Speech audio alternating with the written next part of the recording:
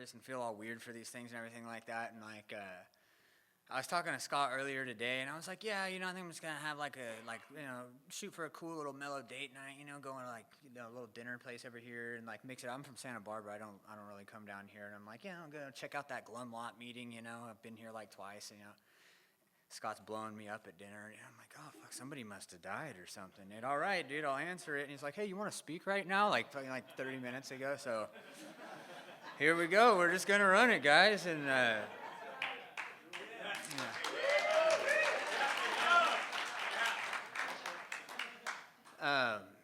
So yeah, like I said, I always get nervous for these things, and I used to like analyze it, like, oh, why do I get so nervous? Why do I care what these people think? I gotta be perfect. I don't think it's any of it. I don't really think it's any of that. I think I get nervous because I'm a normal human being. That's a completely normal response.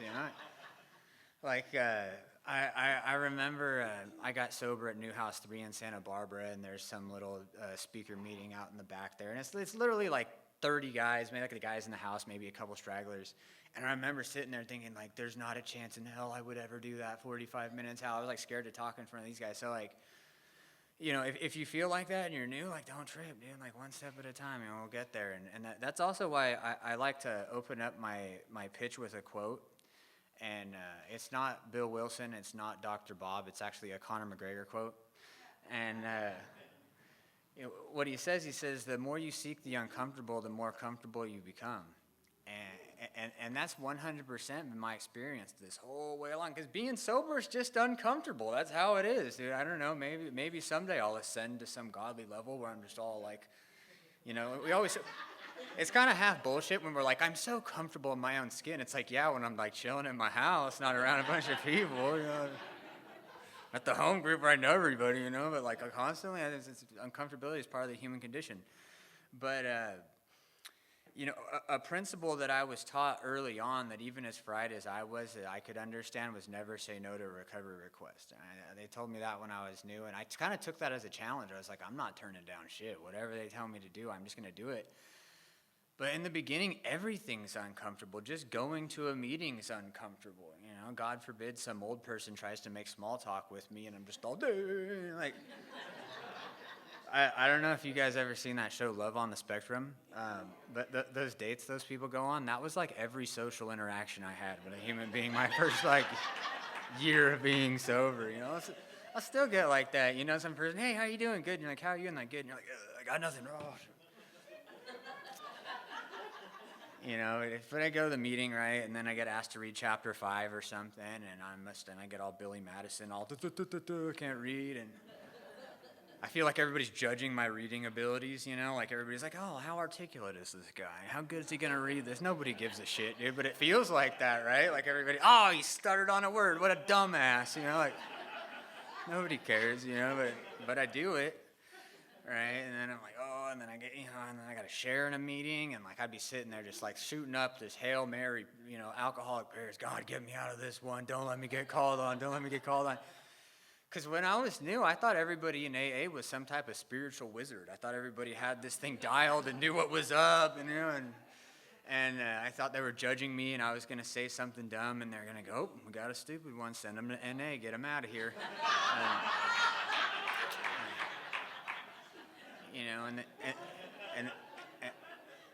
And then I get asked to like lead my first meeting, and I'm like, oh, and I'm like, I don't even know what to say, and I just adrenaline dump some crazy share that has nothing to do with AA. I remember it was some weird like corny like motivational thing. I was talking about like C.T. Fletcher and all this like weird shit that had nothing to do with AA, but I did it, right? And I was scared, and then I got to go make some amends, and I'm trembling, and I'm like, if you're afraid to make amends here, one of my favorite things to reference for that is in the Big Book when it talks about Dr. Bob, he's trembling in his car as he goes around town to make amends. He's literally so afraid. And for those of you who don't know, Dr. Bob was like the real G of this program, right? Bill Wilson was kind of a loopy guy, he's like, banging every chick that's not his wife and taking acid and doing weird stuff, and Dr. Bob was the real like prodigy of service, right? And so for a man that was that badass about recovery and helped us so much, for that guy to be so scared to go around and make amends, then it's certainly okay for me to be afraid to make amends, right? Because it was easier for me to take that stance of like, well, what are you going to do about it? than to actually go own my stuff. Like, it was more scary for me to go apologize and pay you back than to fight you, right? But I just do it, right? And that's uncomfortable. And then I get asked to speak, and I'm terrified, but I do it, right? And then I get asked to speak at like some bigger meetings, some out-of-town meetings, and it's all scary all the way along, but with every uncomfortable act that I do, I find a little bit more peace. I feel a little bit better, right? So I appreciate the opportunity. Scott, as crazy as that was, dude, I'm glad. I was getting resentful, too. I spoke here a while back, maybe like, I don't know, a couple years ago or something. I felt like I did great, right?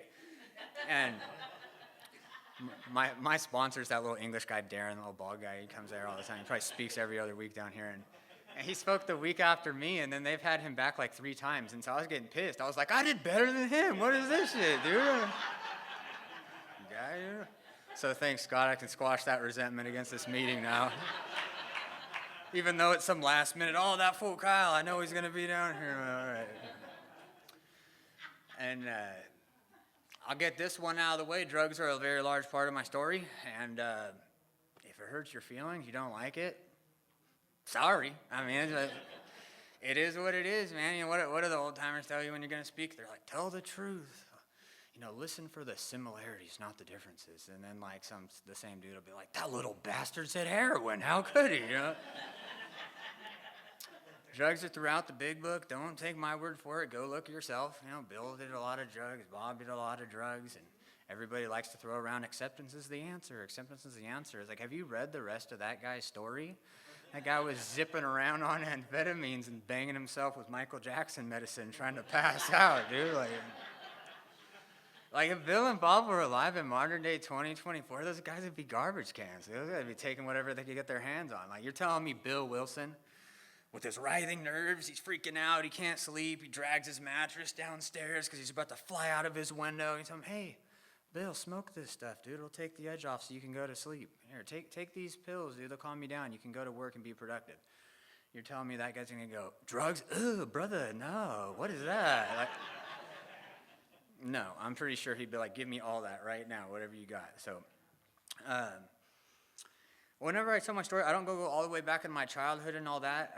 I don't think I'm alcoholic because my mom was this or my dad was that or anything like that. And even if I could dissect it and figure it out, I'm alcoholic because my mom abandoned me, my dad bullied me as a kid and stuff.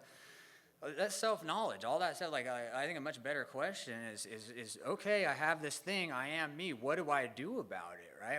Where do I go from here? How do I live, right? And so, and I just believe it's kind of just luck of the draw, right? Like, it's a disease, Some people got to wear glasses. Some people got diabetes. I got asthma. I got to walk around with an asthma inhaler. I was just dealt this disease of alcoholism, and what my disease of alcoholism looks like is I'm just a very naturally uncomfortable person. I hate how I feel when I'm sober. I'm prone to depression. I'm prone to anxiety, prone to social anxiety, the whole restless, irritable discontent. I feel disconnected from other human beings. At the beginning of Bill's story, he talks about he's out at foreign wars, and he's lonely, so he turns to alcohol. But if you think about that, he's never alone. He's surrounded by hundreds of people all the time. He's sleeping in a bunker with like 100 other dudes. But he feels lonely, so he turns to alcohol. And I can relate to that, man. I can be at my own family's Thanksgiving dinner, and, this cousin just graduated, and everybody's all happy, and, this uncle just retired, and everybody's getting along, and there's their whole tribe. And then there's just me. I'm just separated. I can't wait to just sneak off and go smoke a bowl down the street, get away from everybody, right? And then especially like AA, I come to a big speaker meeting like this, and it's like it feels like a big old club, and everybody's friends, and Scott's hugging everybody at the door. Hey, guys, welcome, going to the cookout, you go to the convention, and then there's just me. I'm the only guy not invited. I'm the only dude not in the club. Yeah.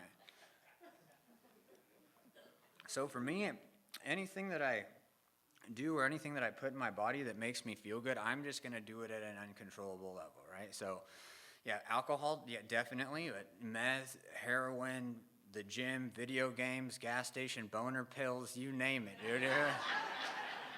If it has an effect on me, let's go. Run the 2-pack right now.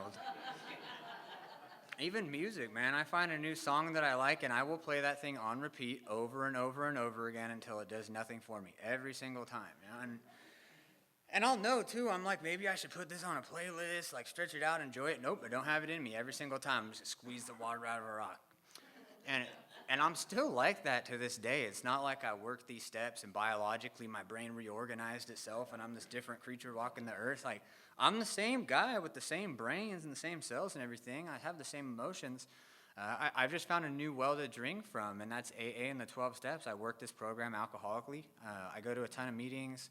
I get to work with a lot of guys, do a lot of service work, and I don't do any of it with the motivation of being sober, right? Like, being sober is never really the goal. That doesn't quite do it for me. I do it because it gives me the same relief that the drugs and the alcohol did, right? It gives me that, like, I don't, like, if I'm going to be sober and miserable, like, what's the point, dude? Like, I'm not really, that doesn't quite do it for me. And what I've come to find is there's two main differences when I'm using drugs and alcohol as my solution to life versus when I'm using the 12 steps in AA. The first is, when I'm using drugs and alcohol for my solution, very, very quickly my problems pile up on me and become astonishingly difficult to solve. That's 100% of the reason why I'm here. If that didn't happen, why would I ever want to get sober? Like, my ideal life, right? Like, if I didn't have to live life on life terms, I'd have like a cool job where I could pay my rent and come home to a lady that doesn't hate me and have a car and knock off work, smoke a little weed, drink some Modelo's, tweak out on Friday, Saturday night, land the plane on Sunday, sleep it off, wake up all refreshed on Monday, ready to go. That sounds like a cool life to me. Like, I would do that if I could, but it never plays out like that. And I'm definitely the type of alcoholic that needs a lot more help than just staying sober. I wasn't some like stockbroker or like, some successful guy that get sober and I go back to my career on Monday and, kiss my wife and kids and pay the mortgage and all that. Like, no, I was a dope fiend trying to figure out my next $20 to get well. So I got a lot of problems, and in the big book, it says that the discovery of spiritual principles will solve all of our problems. And like that's pretty good to me. And so, like, spiritual principles, what are we talking about here? We always say this is a spiritual program, not a religious program. And I didn't understand what people were talking about for the longest time, and like, so I always thought spirituality, I just pictured like some guy smoking DMT in the woods or like some chick like hula hooping around a fire pit or messing around with like astrology and crystals and stuff, lighting incense. Like, that's what I thought spirituality was. But what we're talking about here is the practicing of spiritual principles, right? So what's a spiritual principle? To me, it's like a law of the universe. It's like physics, right? Like, I can't, like honesty, for example. I can't pick it up off the table. I can't see it. I can't buy it from the store. But it's a concept that I can practice in my life for better living, right? So it's the same thing with the rest of these principles: acceptance, tolerance, compassion, commitment. If I want to get really advanced, forgiveness. That's a hard one for me, but it's there if I want to use it, right? So when I learn to wield these things, my life gets better and I feel better, right? And so the second main difference that I've noticed is with the drugs and the alcohol, I get a tolerance to that stuff. Like, I get to a point where there's no combination of this substance, that substance. It doesn't matter how much I put into my system. I can't get that same relief. I can't get that same stimulation. I'm just kind of getting weirder and weirder, right?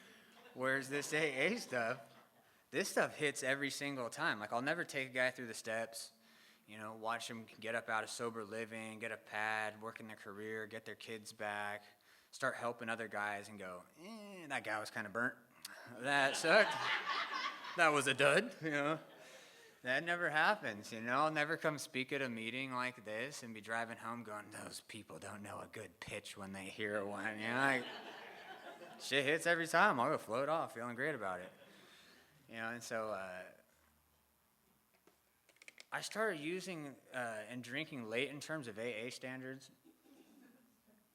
You hear all the crazy shit around here, right? I was carpet surfing for crack rocks before I could walk and all that kind of stuff, and nothing crazy like that. Probably like a classic tale of, smoking weed next to the high school in a little field out there and, stealing liquor out of my buddy's parents' liquor cabinet. And the best way I could describe myself before discovering alcohol was I was just painfully introverted. I wasn't really like a dorky kid. I tried to like skateboard and like fit in and just trying to find my place in the world. But I was just so introverted. I overthought everything. How I like to describe it, I don't know if any of you guys had this experience before of maybe you underestimated an edible or like got a little too stoned one day and had to go to work or hang out with some friends and you're out there and you got that poker face on. You're like, all right, I can't let them know how tripped out I am right now. But I got to contribute to the conversation somehow. So work up the courage and get in there and say something, and immediately I'm like, that was dumb. I shouldn't have said that shit. I felt like that all the time, dude. Like, I needed a drink badly, dude. And I had no idea, but lo and behold, man, you put a little liquor in me, and I go from this shy, timid guy to like I'm a combination of James Bond, Dave Chappelle, and Mike Tyson, all wrapped up into one. I can talk to girls, I can fight people. If that one sounds familiar, my sponsor stole that from me, dude. Can you believe that? Like, he's an English guy. He doesn't even know who Dave Chappelle is, dude. What is this, man? And so 16 to 20 is what I would consider like the party years. I would drink just about every day. I do a lot of cocaine. I'm eating ecstasy like Flintstones vitamins. But I would demonize the harder stuff, right? Because when I'm doing normal high school partying activities, I never seen some dude all strung out on heroin, all slumped over, looking all gross. I'm like, oh yeah, that looks fun, dude. That guy gets good sleep. Like, I'm like, and tweakers are the worst. Tweakers are like the most unattractive group of people ever, dude. Like, I never seen some dude all sucked up, noodle grooving, stealing VCRs, beating off in the street, screaming at Jesus. Like, yeah, that guy gets all the chicks. Need to do what that guy's doing. Like, I was cool on that shit, man. I don't want to do that, man. And so I had all these like little lines in the sand drawn of things that I would and wouldn't do, and one by one, those all got crossed. I did heroin my first time on accident. I was probably I was like a senior in high school or something. I've been up doing coke all night. I was kind of coming down, just feeling all nasty, and my buddy started smoking the stuff off a tin foil, and I'm like, oh, what's that? What you got there? And he's like, oh, it's opium. And I'm like, oh, opium. You say, that doesn't sound too bad. And I'm like, I don't know what it is. If you said heroin, I would have been all butthurt and left. Oh, you dirtbag. And so I remember taking my first couple of rips of the opium and analyzing how I felt. And I'm like, oh, that's nice and mellow, especially for this coke come down. I'm like, oh, weed messes me up more than this stuff. I'm like, I don't see what the big deal is, right? So what it did was it undemonized it for me. It made it normal for me to do it from that point on. And there's a spot in the big book where it says liquor ceased to be a luxury, it became a necessity. And I can remember when that happened for me. I was probably about 23, 24 years old this time. And I just moved from Santa Barbara down to Oceanside, so I had no friends to hang out with. I didn't know anybody. My parents were really young when they had me. I was kind of a grandma's boy, My grandma kind of raised me, and she was like the epitome of everything a grandma should be, the whole like unconditional love. She made everybody feel like they were her favorite, that kind of stuff. And she was like my like real closest person, and she had just died. And I was going through a messed up breakup where we would like break up, get back together, break up, get back together. And I just kind of emotionally got drugged through the ringer. And I'm not one to sit in my shit, dude. If I feel bad, I'm going to feel better one way or another. I'm still like that to this day. But at that point in my life, there was no go to a meeting, like call spawns, pick up the phone, call another alcoholic, pray, meditate, do some service work, get out of self. Like, I didn't even know any of that existed. I had none of these tools. My only two options were sit there and feel sorry for myself or use heroin to cope with how I was feeling on a daily basis. And so that's when it went from being something that was recreational and fun to something that I needed on a daily basis. And this is when I really started to get an understanding of powerlessness and like what that was, because I really thought that I could stop whenever I wanted. I love drugs and alcohol. Why would I want to stop? It's my favorite stuff in the world.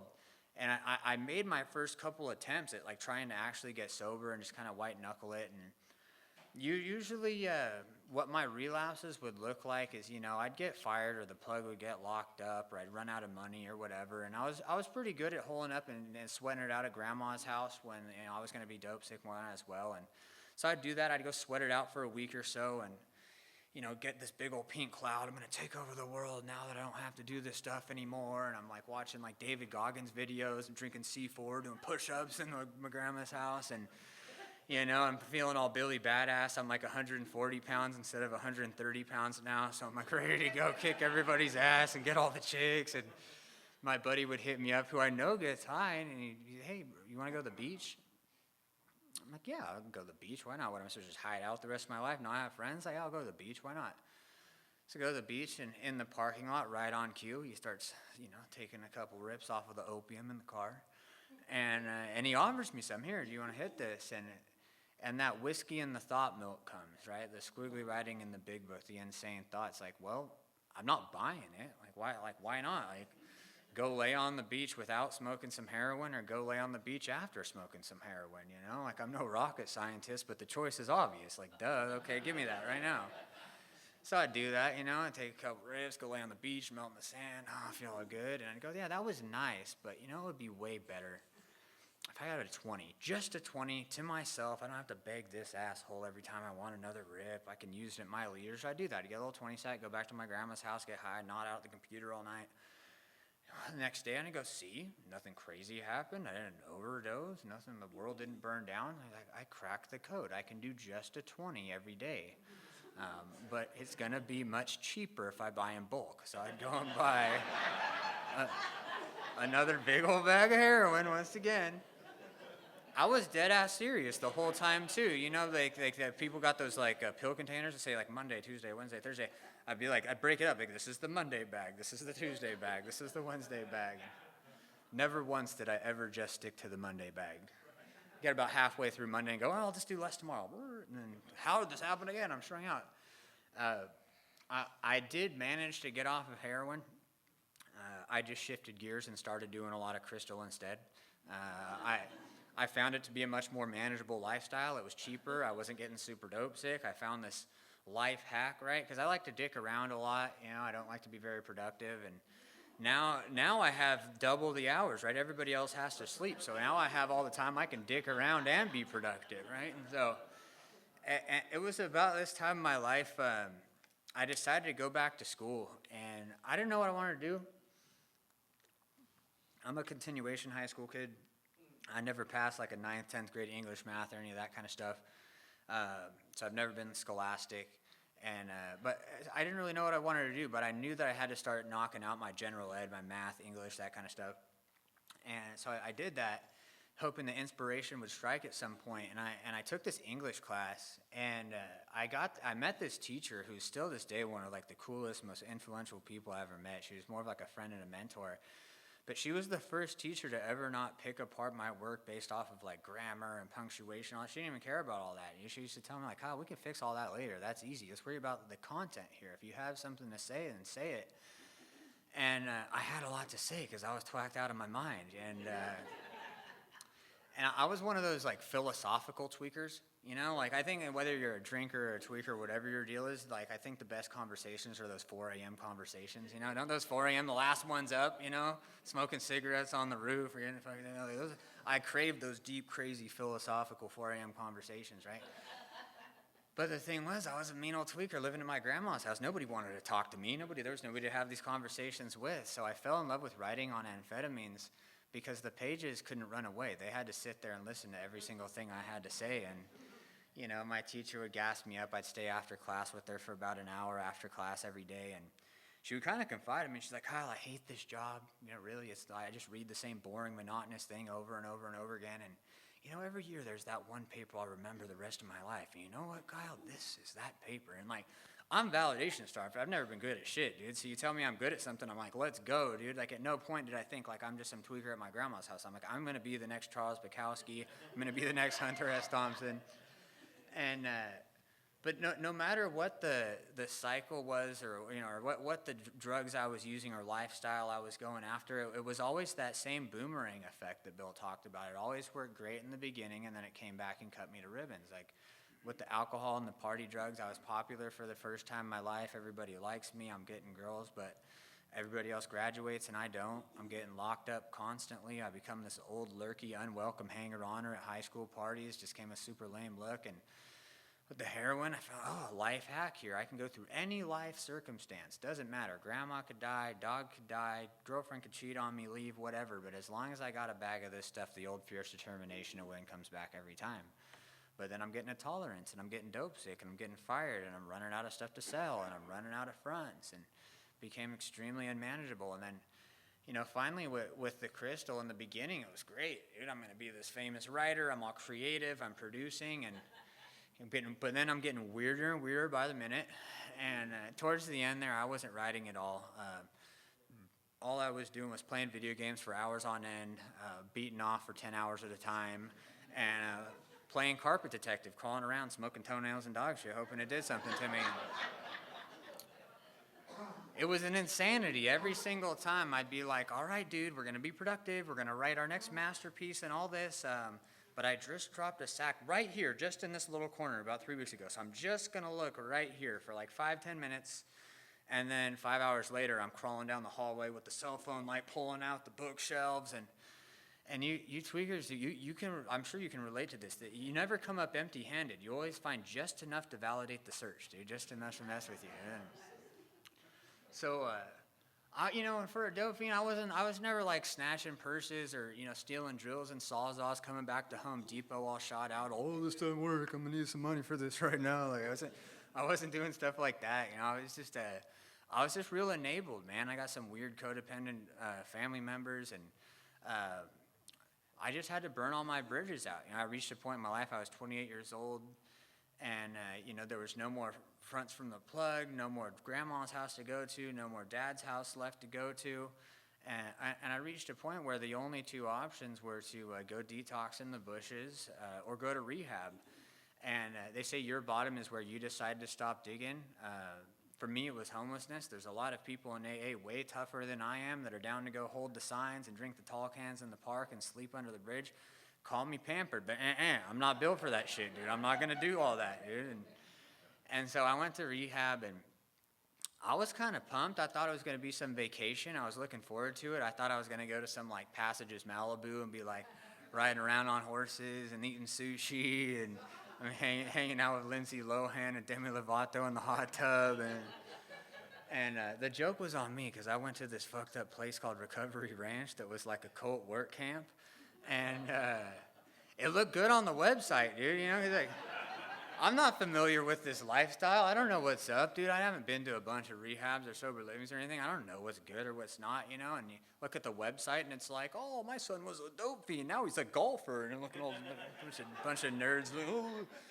And learn a trade. Guys like holding a shovel and it looks all cool, right? And then you show up and they're like, yeah, there's the pool, there's the little golf putting green and all that. And I'm thinking, oh yeah, this ain't too bad. And then as soon as your family drives away, they're like, here's a shovel, you little piece of shit. And you're like, what, dude?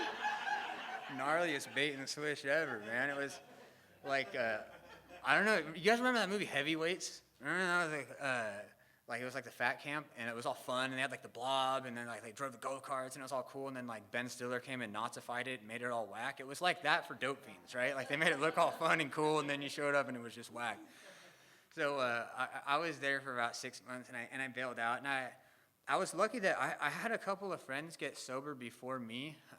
One of them in particular was like still a date, like the most gnarliest dope fiend I've ever met in my whole life. And he had tried to 12-step me, and he took me to some meetings, and he sat me down on a Del Taco in Oceanside. And it was kind of like that Bill and Ebby experience where he was ranting and raving about how great AA was, and he was like all fresh skin. I could tell, I'm like, this guy believes what he's telling me, and like he's got a job and an apartment and a girlfriend, he's cool, and like this guy was super burnt. But I wasn't there yet. I felt like, I can keep it to the weekends, right? But he had planted that seed, so when the time came, I was like, all right, what was that stuff Lucas was talking about, right? Because if Lucas did it for that, if they did that for Lucas, like what's it got for me? So I wasn't sold on being sober the rest of my life. That was a super large pill I wasn't prepared to swallow. But I came in with the mentality of like, I'll do it for a year, right? But while I'm there for that year, I'm going to take every single direction. I'm going to work every single step. I'm going to do it by the book. Whatever they tell me to do, I'm just going to do it. Because I didn't want to come in here and half-ass it and leave stuff out and then go back out and be getting loaded and wonder, does AA work or not? Like, I wanted to thoroughly investigate. I didn't think it was going to do anything. I could come in here, check the box off, and go out and get loaded in peace. And so, I think my best quality when I was new was I was observant, right? I just kind of paid attention. And I figured out pretty early on that you hear the same exact shit in just about every AA meeting you go to. There's no sage wisdom here, dude. There's no like share that's so fire you're gonna hear it and it's gonna change your life, dude. They say the same stuff. It's so basic. You're like, oh man, like that can't be it, dude. I gotta complicate it a little bit. And I kept hearing the same story over and over and over again. And the story that I kept hearing was that I was suicidal, I was depressed, my kids wanted nothing to do with me, I lost the pad, lost the job. I surrendered. I got a sponsor. I worked the steps, and it was the best decision I ever made. I'm happier than I've ever been before. My life's going better than it's ever gone before. So I'm a fiend for feeling good no matter what it is. You tell me how great you feel when you do all this AA stuff. I'm like, say less. Like, let's go. Like, Darren, what do I got to do next? Let's go. And I learned to take what I like to call the dumb guy approach. Man, I'm a very big fan of the dumb guy approach because, like I told you, I'm a pipe-twisting philosopher, right, dude? Like, I'm a philosophical tweaker, right? Like, I could tell you all about, whatever it is that you needed to know, right? Like, just put me in charge. I'll solve all the problems of the world. I know everything, right, dude? I'll squash all the shit in Ukraine, dude. I'll send me over to Illinois. Nobody's eating the pets no more, dude. I'll squash all this. And so I just needed to dumb myself down and just put my opinion on the shelf for a little bit. And you people that have been around a little bit and sponsor, you know what I'm talking about with the smart guys and the dumb guys, right? What's the smart guy do when they come in here? Questions it, picks it apart, analyzes it, has to know how it works, why it works on a scientific level before they're willing to do any of it. And they're just a miserable prick until they finally bounce and get their ass kicked and hopefully come back a little bit more willing. Whereas the dumb guy, what's the dumb guy do? The dumb guy doesn't even have a second thought about any of this stuff, right? You just go, yeah, you go ahead and pray every day on your knees. And they go, oh, okay, boss. Yeah, come to these meetings with me every week. Oh, okay. Okay, go read this stuff, write this stuff out. Oh, okay. Go pay back that money you owe. Oh, okay. They don't think about it. They just do it. And when you don't think about this program, you just do it, there's an effect produced, right? And like when I was out there snorting up big old gaggers of crystal, like I didn't need to know the science behind it. I didn't give a shit, dude. Oh, before I snort up this Raid and battery acid, how is it going to affect the serotonin levels in my brain? Huh? I didn't give a shit. All I know is I'm going to snort that thing up and there's going to be an effect produced, right? And so that first year for me was, it was fun, man. Like I've never been a normal functioning member of society before. Nobody told me how great it felt to be self-sufficient and actually like, I pitied normal people who went to 9 to 5s and stuff. I was like, how do you even do that? It just seemed like the most boring, whack life ever. But it feels pretty good to like get up and grind and do things you don't want to do. And I became self-sufficient for the first time in my life. And, I used to love coming back to the sober living, paying my own rent. That was the best money I ever spent to date, paying my own rent at New House 3. And then I got a car at about like 9 months sober. And like I hadn't driven in years, dude, because having a driver's license, a car, that was way above my functioning level. 10? Okay. Scott just fucked me up right now. He threw a 5 up at me. 2 minutes ago. And then like 3 minutes later, he throws up a 10. I'm like, bro, I'm cutting shit out here. I'm trying to figure out. Then my pitch is all, oh, yeah, well, why don't you finish my pitch, Scott? Why don't you tell him something good? Fuck my whole thing up. Anyways, thanks for your service, Scott. I thought that was a quick 45, but like, I don't know, for you people that have done this before, you time travel, right? It's crazy, dude. I never thought I could get a full 45 minutes out. You know what I mean? Like, and then I remember doing my first 45, and they threw up a 5-minute pitch, and I'm like, I'm still getting high in high school, dude. What the hell? I'm like, shit just goes by, man. No concept, dude. Just black out. And what the fuck was I talking about, dude? Ruining my life, getting it together at some point. Oh yeah, so got a car, right? And that was exciting, right? And then we're packing that thing full of dope fiends every night, getting to meetings and all that. And then I get out of sober living, and I'm renting a room for the first time in my life, almost 30 years old. I can beat off whenever I want now. The promises are really coming true. And the sober living people know what I'm talking about, dude. That was like one of the best. And then I get my first sober relationship, and it feels like some crazy, new, sparkly, like high school kind of thing, and it was all sparkly and shiny, new and fun, but what happens after a while is it loses its sparkle, it loses its shine. It's like, all right, Kyle's got his shit together. Now what? Now where do we go from here? And if I'm going to stay in this program and I'm going to stay sober, this has to stimulate me. I have to be passionate about it. This has to be the sufficient substitute to the drugs and the alcohol when they're working on their best day. And what's kept this thing fun for me ever since that first year has been working with others. It's the funnest thing I get to do in this whole world. I get to relive that first year over and over again. There's nothing more fun to me than lay out the kit of spiritual tools, take a step back, and just watch what these guys do with it. I'll never get old, right? And, and so these days I lived the whole one day at a time lifestyle thing. I didn't know what that meant when I first got here. I thought that one day at a time just meant white knuckling it, right? Because people are like, just one day at a time, right? Like I just pictured some guy just grabbing on his chair, like I can get through the rest of the day. But what about tomorrow and the next day? Like if I got to live the rest of my life like that, I might as well pick up right now and try to figure it out. But no, that's not what it is at all, right? It's a mentality. It's taking life one day at a time. At the end of the day, when my head hits the pillow, did I do everything I needed to do that day to get to where I need to be? Yes. I aced it, 10 out of 10. I literally could not have done better. I can have peace of mind right then. I can feel better right then. I don't gotta wait till I'm out of sober living. I don't gotta wait till I got a bunch of sponsees. I don't gotta wait till I got a girlfriend. I don't gotta wait for shit. As soon as I start taking action, start chipping away, and start living the one day at a time mentality, I can get relief right then.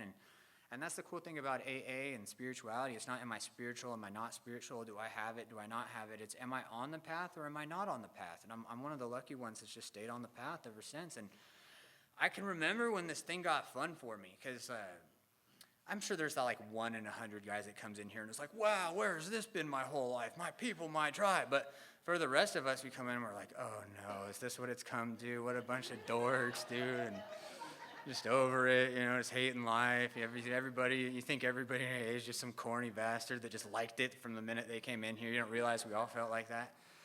And it took me a long time. I had probably like 9 months sober or so, and I went to some meeting, and like a good newcomer, I was at the Sober Living talking shit about some meeting to my roommate, complaining, I can't do this no more, that meeting's whack, like whatever I was talking about. And my roommate, he told me, and he's like, well, don't look at what you can get from it, look at what you can bring to it. And I'm like, I thought he made the shit up. I didn't know that was some like common AA wisdom, dude. I was like, wow, dude, that was really profound. Yeah, that's a good idea, I should do that. And this like light bulb went off, and I was like, you know what? I don't give a shit if what I say or what I bring goes completely against the grain of whatever else is going on. I don't care if I piss people off, if people like me, if people love me, whatever, dude. I'm just gonna bring me to the table. And I did that, and I started falling in love with recovery. I started connecting with people. I started really enjoying myself here. And one of my favorite quotes is, to be liked by all is to be loved by none. Right? And I stopped giving a fuck about being liked by all, right? And I think that's why I was so introverted and so scared, right? I was afraid of saying the wrong thing. I was afraid you were going to like me or not like me, so I chose to just not participate and opt out. So I really just try to live my life like that today and speak my truth and be authentic, and that's how I enjoy life these days. And I don't know where to go from here because Scott fucked me up, but no, we're not done yet. We got more stuff, dude. I just got to figure... Oh, what it's like now. Okay, how wonderful life is now. So, I came in here for the material stuff. The kind of promises that I was after was I wanted to have a job and a car and, maybe a girlfriend if I'm super lucky, but not pushing it. And that was like kind of, because I'm sober now and I can't talk to people, so... Like, I was like, it's bad talking to just old people in general, dude. Women, I was like Stan from South Park, dude. I have a full-on panic attack. Woo! It's funny. I've been telling myself, I'm from Santa Barbara. There's a handful of people here that know me, but none of my guys are here today. It's funny. Normally, I'll load up the car, bring all the boys, do it like that, and like now I can speak. I can tell on myself here. I always tell my guys, stay away from the dating early on, this and that, and I tell them, you know what, I did that. I didn't date and all that. I took the year off for myself and all that. What I don't tell them was that I was too scared anyways, dude. I went back. That's why it was easy for me. Shh, don't tell them that. And so in terms of, what it's like, now what I've come to find, though, is that the biggest promises I've gotten out of this program are the intangibles, the good stuff, right? Because, like, I can have all the stuff, dude. I've had just about every, cool thing you can have in AA. I can have the pad on the beach, the cute girlfriend, the business, money in the bank, all this kind of stuff.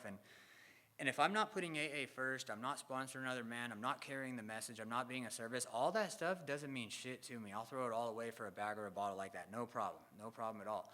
However, I can also be sleeping on a bunk bed in a room full of a bunch of dudes at the Sober Living, stoked on life, like genuinely excited to get out of bed in the morning, excited to see what my higher power has for me, right? So the most important things I've gotten out of this program are the intangibles, right? And so the number one thing I've gotten out of this whole program that I'm always talking about this, it's very important to me. It's a life of purpose, right? My sobriety, my recovery, it has to have a purpose. As in the big book, if we read the promises, there's a lot of cool stuff in there, right? But never going through some shit, everything going my way the rest of my life, never being sad, never being depressed, never being angry, that's not in there. All that stuff's coming. There are many days it would be easier to pick up on that day. There's going to be a lot of days that I got to remember why I'm walking this path, why I'm staying on this path. And so how I like to illustrate this life of purpose is, so typically what happens when an alcoholic gets sober, right? Parents aren't getting the phone call home, your child's died of a fentanyl overdose. People are staying out of jail, people are staying out of prison, promises are kept, right? So if I come into this program and I do a proper third step, right? I just say, I'm just gonna put all my eggs in one basket, I'm just gonna do this AA stuff to the best of my ability, I'm gonna get my life in order, I'm gonna try to help as many other men as possible. And at the end of the day, I help 10 guys get sober. And then each one of those guys helps 10 guys get sober. Through the ripple effect, we're actually able to make a difference in our little corner of the world. And to me, that's the most important thing I have in this whole world. So my biggest fears is, it's not public speaking, it's not death, it's not relapse. My biggest fear in life is regret. I always lived in that world of tomorrows. After this SAC, I'll go to detox. Next semester, I'll sign up for school. Tomorrow, I'll get the job application in. And my worst fear is being old and smoked out on my way out of this world going, damn, tomorrow never came. I never changed my actions. Of all the things that I could have done with a human life, that's what I did. I was a taker. I chased immediate gratification of the grave. And because of this super simple program that I don't got to figure anything out, I don't got to reinvent the wheel, I don't got to put my spin on it, I just got to come in here and get on board, work out of the book, and do what everybody else is doing. I've got no doubt about it that when it's my time to go and I can review my life, I can welcome death and know that I lived a worthwhile life and there's no other way that I would have wanted to spend it. So that's my time. Thank you guys again so much for having me.